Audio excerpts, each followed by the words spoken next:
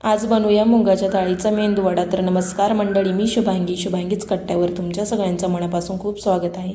तर इथे ना मी 1 कप मुगाची डाळ 5 ते 6 तास व्यवस्थित भिजत घालून घेतलेली होती। आता ती व्यवस्थित भिजलेली आहे। आता इथे ना मी मिक्सरच्या भांड्यामध्ये हिला निथळून काढून घेते। तर या अशा पद्धतीने पाहू शकता तुम्ही। मग त्यामध्ये 2 ते 3 हिरव्या मिरच्या पण इथे मी घालून घेते। तर इथे घातल्यानंतर मग हे मिक्सरला फिरवून याचं वाटण करून घ्यायचं। वाटण आपलं व्यवस्थित तयार झालेलं आहे। तर हे आता एका प्लेटमध्ये काढून घेते। तर अशा पद्धतीने इथे काढून झाल्यानंतर त्यामध्ये ना पाव चमचा ओवा टाकून घ्यायचा क्रश करून या अशा पद्धतीने। त्यानंतर पाव चमचा हळद मी इथे टाकून घेत आहे। तर हळद पण घालून घेतलेली आहे। त्यानंतर चवीनुसार मीठ पण मी इथे टाकून घेणार आहे।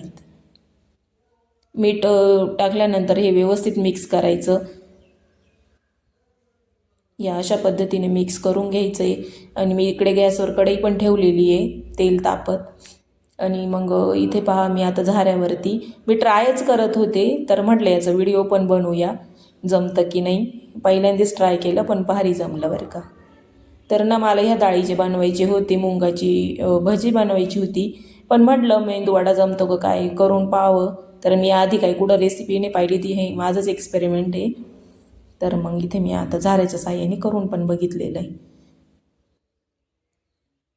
तर हे अशा पद्धतीने पण मुंगाचे वडे करताना ना ते खाली चिटकतात, पण मला थोडेसे चिटकलेले सारखे वाटले ते। आणि पूर्ण असं तळल्यानंतर ते थोडंसं येलो पण दिसतात। तर मग आता इथे मी मेंदू वडे तळून घेते। तर पाहू शकतात तुम्ही। आता पुन्हा एकदा एक मेंदू वड्याचं ट्राय करून पाहूया।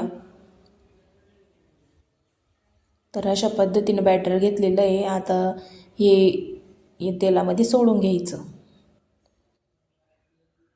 अशा पद्धतीने खरपूस होईपर्यंत ते तळून घ्यायचे।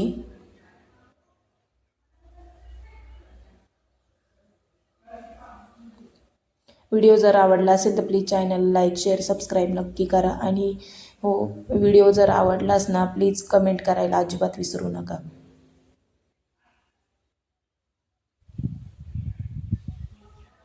तर आता इथे मी ना वडे प्लेटमध्ये काढून घेते। तर अशा पद्धतीने वडे आता इथे तळून झालेले। चला, आता रेसिपी कशी झाली मला कमेंटमध्ये सांगायला अजिबात विसरू नका। आणि हो, व्हिडिओ लाईक पण करा। चला मग भेटूया नेक्स्ट व्हिडिओमध्ये।